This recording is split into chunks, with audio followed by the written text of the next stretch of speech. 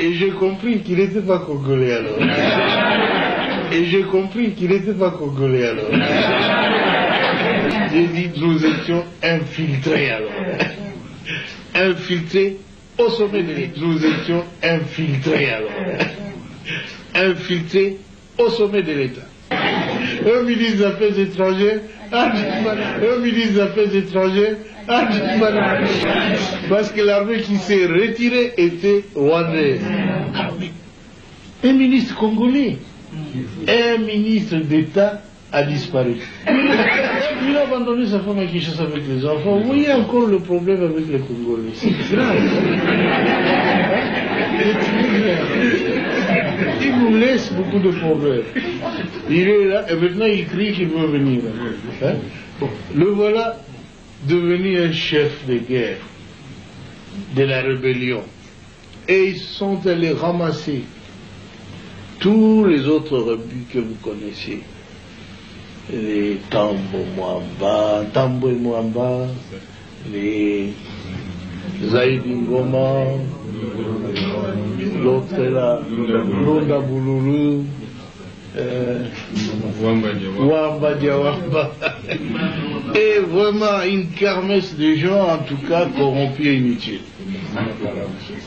Pardon, le Bizimakara, qui était mon ministre des Affaires étrangères, que je croyais congolais, à ma très grande surprise, quand j'avais demandé à cette armée de se retirer, et avait déjà fermé les valises, ils disent, leur armée se retire, ils se sentent en insécurité. Je dis, mais non, votre armée reste. C'est l'armée rwandaise qui se retire.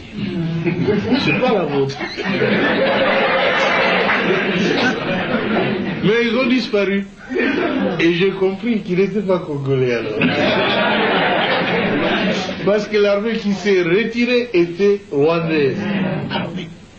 Un ministre congolais, un ministre d'État a disparu. Un ministre des Affaires étrangères a disparu. J'ai dit nous étions infiltrés alors. Infiltrés au sommet de l'État.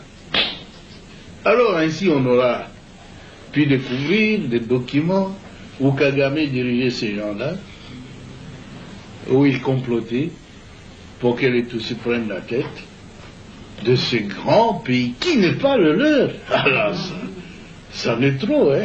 Le pays ne leur appartient pas. Ils veulent en prendre la tête. Quoi? Mais c'est pas possible, ça a été très grave. On a vu tout ça, si seulement on avait su avant, ça aurait été bien. Mais le conflit a éclaté après.